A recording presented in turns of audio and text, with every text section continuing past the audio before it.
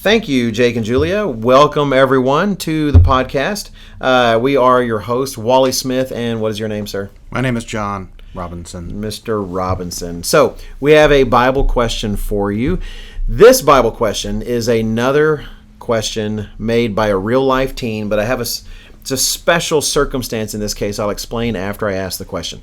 So, our question this time, Mr. Robinson, is, if scientists created a pig that chewed the cud, would it be clean to eat? Now, while you're pondering the cosmic depths of that question, Mr. Robinson, let me explain my personal relationship to this question. Way back, go back a long time ago, a teen camp years and years and years ago, another minister and I were doing kind of a tag team teen Bible study session. In fact, it might have been actually the one we did at the feast. I can't recall, but I know the minister. I won't say his name. It rhymed with Shmil Shmena. And he and I were doing this teen Bible study, and we took questions from the kids. And it was wonderful. We had a ton of questions. We had more questions than we needed, so we pared it down to a small subset of questions. And this was one of the questions that I dismissed. I just thought, this kid's just trying to be funny, right? Well, come to find out, I find out years later from my son, who is no longer a teen and has not been one for years, that was actually his question, and he was truly disappointed that we did not address it because he was sincerely wondering. That is, he says, you look at the Bible, you look at what it says, which we'll talk about in a minute, and how do you think through something like that, like if someone asked him.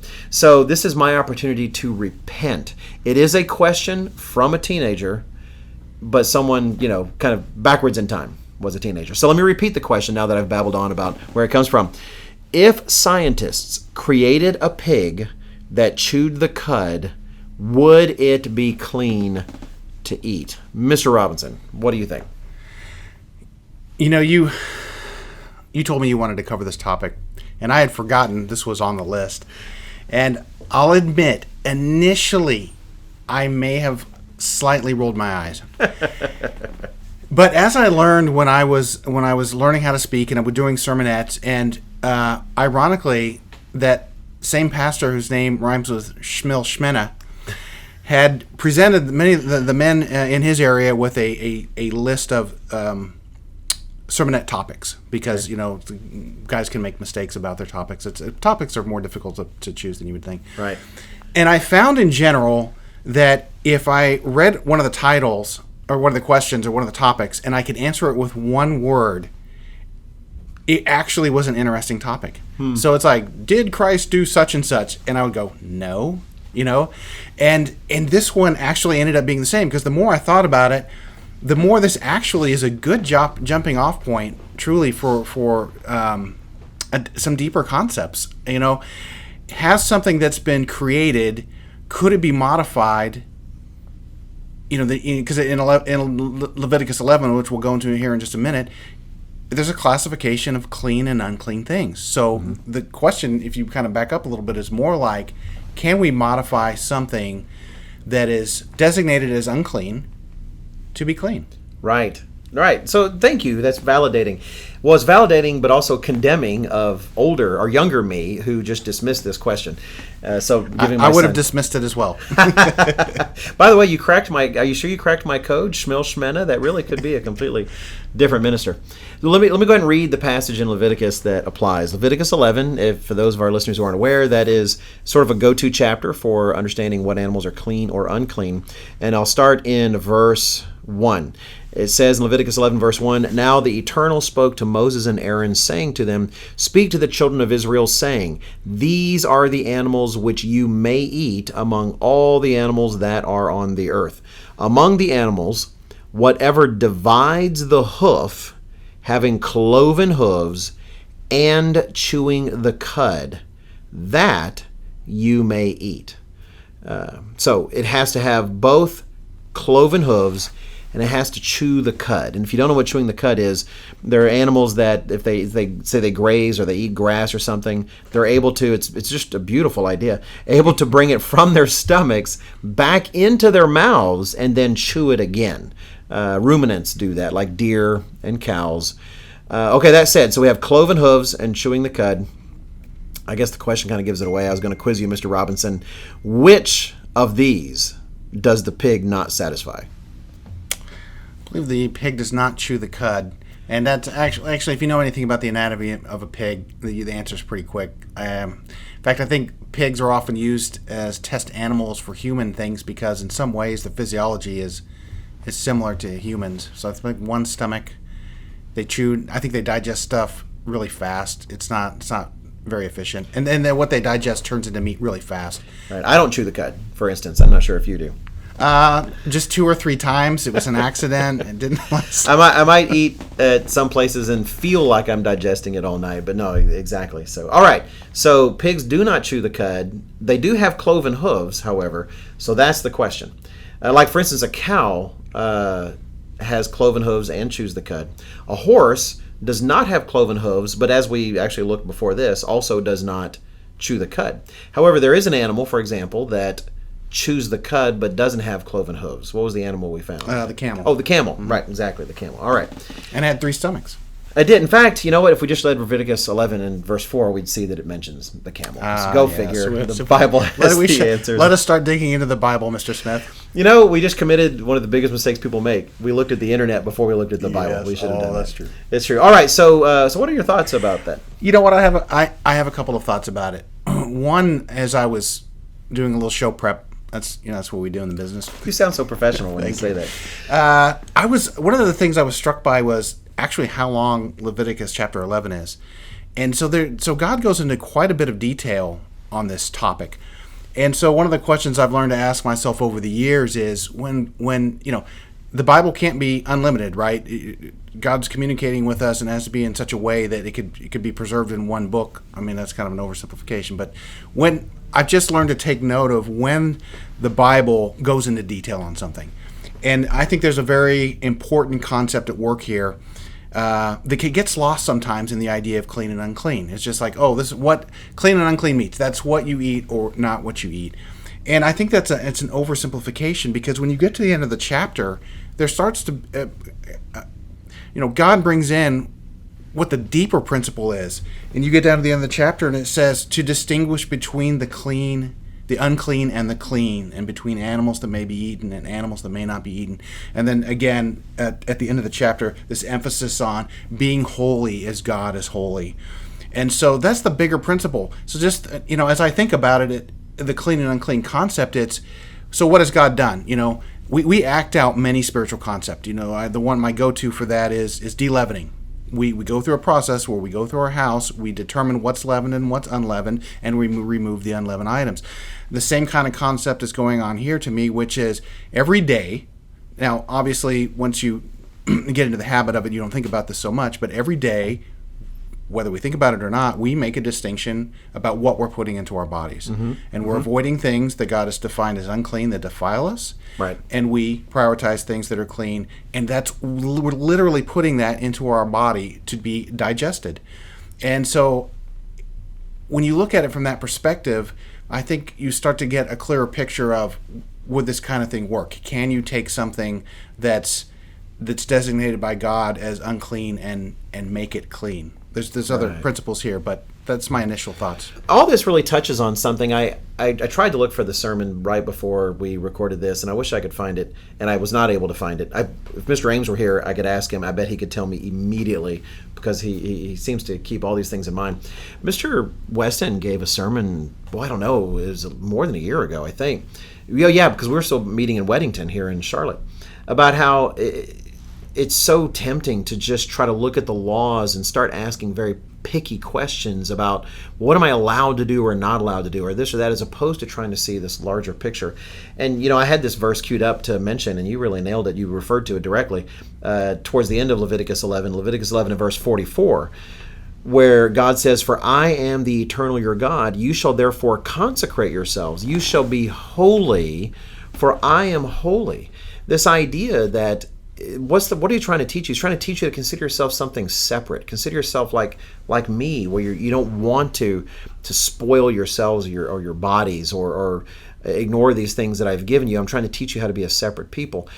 Dr. Winnail would surely highlight, given that he talks about this so much in his book, that if there's something in a pig that is making you sick, if there's something that's not designed for the human body, do you really think that just changing its stomach somehow is going to change that, is going to make a big difference in that, is it going to make it healthier? And I think that's a worthwhile point. There's a lot of things that they do in the world to try to make some things that are fundamentally unhealthy, make them seem like they are, and some of those things are questionable. But in this particular case, going further, there's still it is a technical question that this brilliant young person, a little self-serving there. What does their name rhyme with? It said that, would it be clean? Because God is giving you the very specific definition of what is clean. He's saying, look, if it divides the hoof and it chews the cud, then it's clean. And he's saying, what if they were able to, say, modify a pig that chews the cud and is clean? But I'd have to say the law has always been administered. God never gave us the law as an excuse to turn our brains off. Mm-hmm. Now, don't get me wrong. People use their brains to justify disobeying the law. But God never meant us to completely turn our brains off with the law. Frankly, He wants us to engage with the law and to think about it. Frankly, what my kid was doing when he asked the question. For instance, we say genetic engineering as if that would completely reshape the animal. But if you're going to get that technical, if you're going to try to look at the words and use the words as excuses more than true and sincere guides to life, well, forget genetic engineering. What if you just took a pig and literally replaced its feet? We can do transplants, right? You sedate the pig. We want to be merciful. Then you cut off its feet. Wait, no, it's not just feet. It's the stomach in this case. Mm-hmm. Okay, let me switch to a camel because I want to talk about feet. Okay. So say we took a camel that already chews the cud. Added one more stomach. That's right, make it 4. Well, he didn't count stomachs. That's not part of the rules. And we cut off its feet under sedation, and we literally pull off a transplant somehow. We able to make it a genetic match in some kind of way, no extra drugs, and we give it cow feet, as ridiculous as that sounds. Do we think we've fundamentally changed the animal in any kind of way? Has it actually turned this? No. What we've done is given an unclean animal the feet of a clean animal. That's all we've really done. We haven't changed the animal. Same thing with the pig. If we somehow changed its stomach and we gave it some sort of shocks or something that would force it to chew material that it's already chewed before, so, oh good, it's chewing cud now, I can eat it. Well, there's the technical principle, but behind all of this is the principle of really what Jesus Christ did say is what comes out of a man. Are you lusting after this animal so much in terms of eating its flesh and wanting to taste flesh that you know deep down is something that was designed that's forbidden for you, such that you're looking for every excuse to be able to devour this animal, that all you need is just someone to say, hey, they've produced a new kind of hog that has been engineered to be able to chew the cud. Oh, great, I can't wait. I've been longing to eat pork bacon my whole life. I would say there's a real issue there. It reminds me of the verse that I thought of was, it's repeated twice in slightly different forms. Paul says in 1 Corinthians chapter 6 and verse 12, all things are lawful for me. And we don't get into the difficult scripture aspect. He's speaking of a certain kind of sloganeering mentality they had about the things they were free to do under the law in Corinth.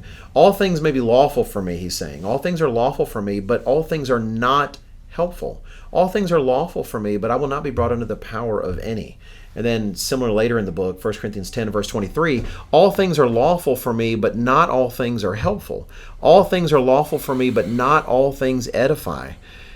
If you're talking about going through these strange machinations to create an animal take an unclean animal and make it seem clean so you can eat it, are you really fulfilling the purpose of the law? Are you really fulfilling the spirit of the law, where God says, I designed the animals, some are good for food, some are not, don't eat those? I'll take it one step further, Mr. Smith.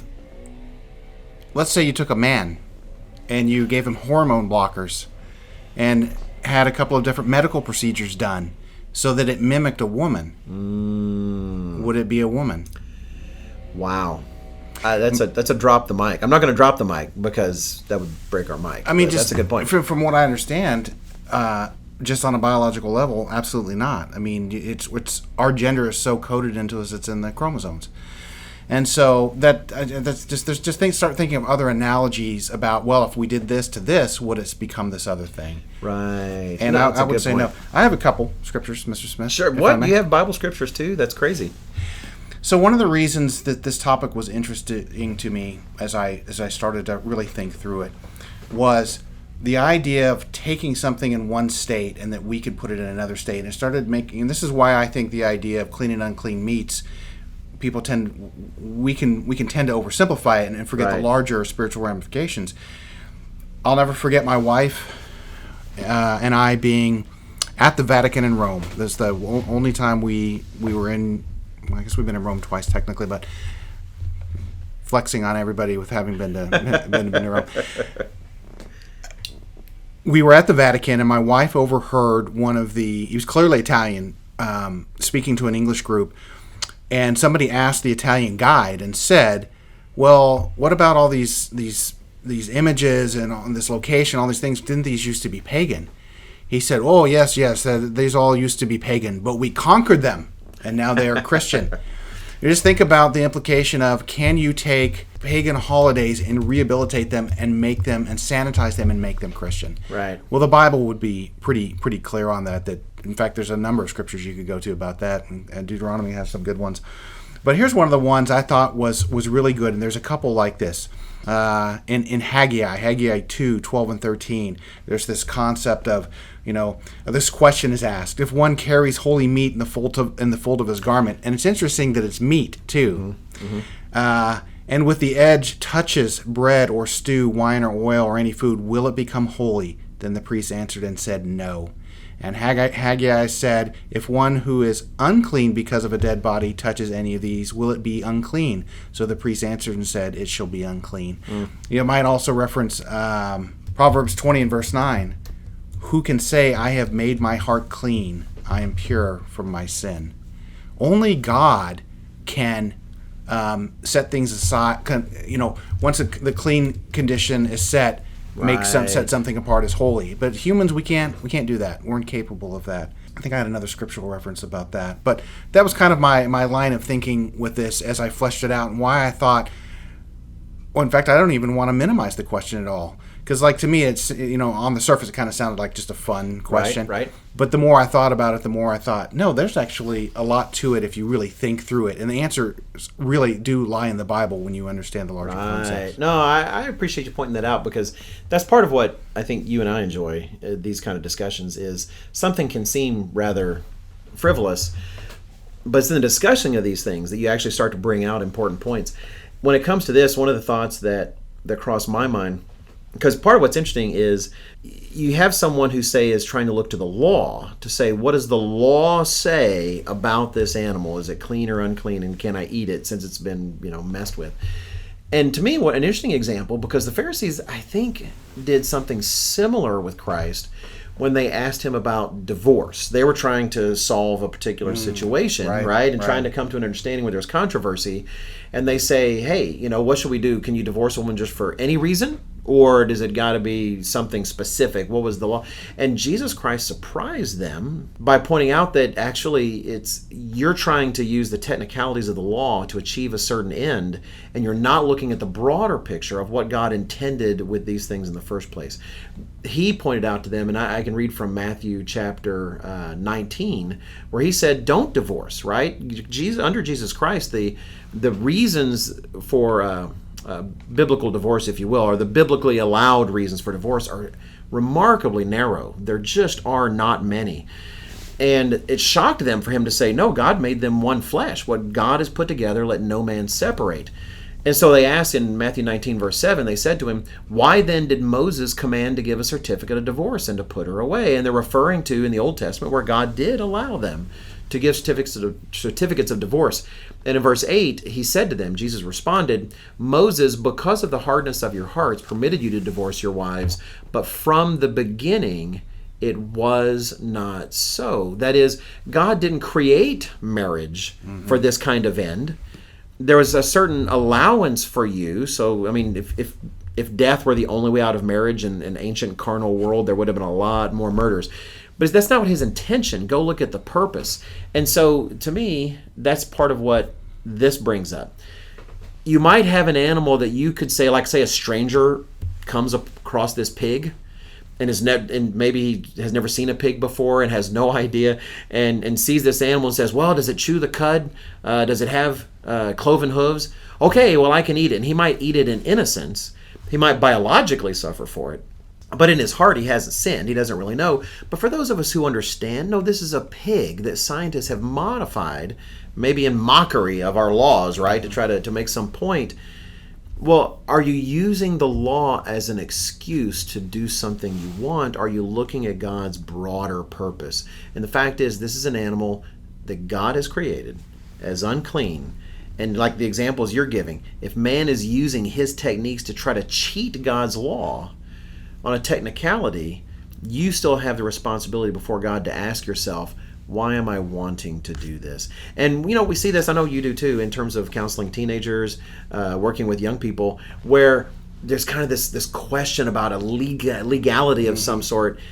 And I know the exact same minister, Mr. Schmina, now I can't remember how I messed with his name, used to make that same point in the Bible studies that we did with teens, where he would point out, okay, what's your real motive in this, right? I mean, look at your heart and examine that. What are you trying to accomplish? Because that's where you're going to be defiled or not, really, in those things, going back to that verse. I think we can wrap this one up. What do you think? I think we can. I'll leave. Very, very short in the book of Job. This is actually pretty good. I'm glad. I almost forgot. See us out on a good verse. That sounds Job 14:4. Who can bring a clean thing out of an unclean? No one. What? We didn't even need this whole podcast. I will freely admit that I did not even think of that verse. I think you win the. It's like an achievement badge. I think you just unlocked an achievement. I'm going to simulate the sound of dropping the mic.